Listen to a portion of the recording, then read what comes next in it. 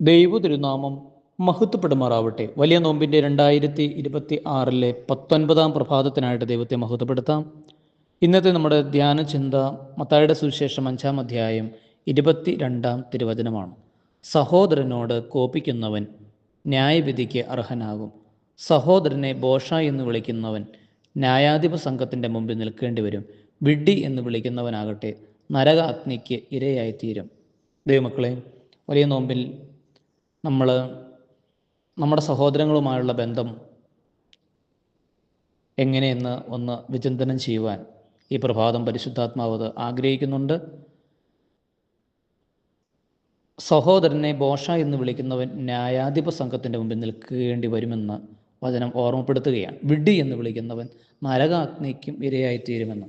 മലയാളത്തിലെ ഒരുവിധം കൊള്ളാവുന്ന നല്ല 2 പദങ്ങളാണ് ബോഷ എന്നുള്ളതും വിഡ്ഢി എന്നുള്ളതും. എന്നാൽ മലയാളം അല്ല, മറ്റേ ഓക്സ്ഫോർഡ് ഡിക്ഷണറി പോലും ഇല്ലാത്ത, അർത്ഥമില്ലാത്ത, എന്തുമാത്രം ശുഷ്കിച്ച ശോചനീയമായ മ്ലേച്ഛമായ വാക്കുകളാണ് നമ്മുടെ വായിൽ നിന്ന്, അർത്ഥശൂന്യമായ വാക്കുകളാണ് രാവും പകലും നമ്മൾ ഉച്ചരിക്കുകയും അങ്ങനെ എന്ത് ശിക്ഷയായിരിക്കും അല്ലെങ്കിൽ എന്ത് ഒരു പ്രതികാര നടപടിയായിരിക്കും നമ്മുടെ അർത്ഥമില്ലാത്ത പദങ്ങൾക്ക് ലഭിക്കേണ്ടത്. കാരണം ഇവിടെ ബോഷ എന്നുള്ളതും വിഡ്ഢി എന്നുള്ള പദത്തിനും ഇത്രമാത്രം അപകടമുണ്ട് എങ്കിൽ, ഇത്രമാത്രം ശിക്ഷണം ഉണ്ട് എങ്കിൽ, സഹോദര സഹോദരി, ഈ നോമ്പ് ദിവസങ്ങളിലൊക്കെ നമുക്കൊന്ന് നമ്മുടെ വായിൽ നിന്ന് ഉതിരുന്ന നമ്മുടെ നാവ് അതിന് കടിഞ്ഞാണിടാതെ പോയാൽ നമ്മൾ മറ്റുള്ളവരെ എത്രമാത്രം വേദനിപ്പിക്കുന്നു, മുറിപ്പെടുത്തുന്നു എന്നതിനപ്പുറത്ത് ന്യായാധിപ സംഘത്തിൻ്റെ മുമ്പിൽ നിൽക്കേണ്ടി വരിക,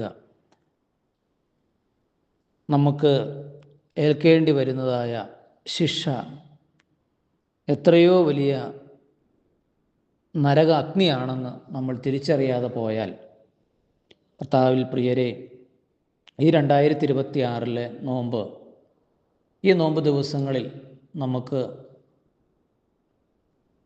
ഏറ്റവും പശ്ചാത്താപത്തോടെ, അനുതാപത്തോടെ, സഹോദര ബന്ധങ്ങളിൽ മാത്രമല്ല, സുഹൃത്ത് ബന്ധങ്ങളിൽ മാത്രമല്ല, നമ്മുടെ ജോലി സ്ഥലത്തുമൊക്കെ നമ്മൾ കളിവാക്കുകൾ പറഞ്ഞ് ദൈവത്തെ എത്രമാത്രം വെറുപ്പിക്കുന്നുണ്ട്, ദൈവത്തിൽ നമ്മൾ എത്രമാത്രം അകന്നു പോകുന്നുണ്ട്.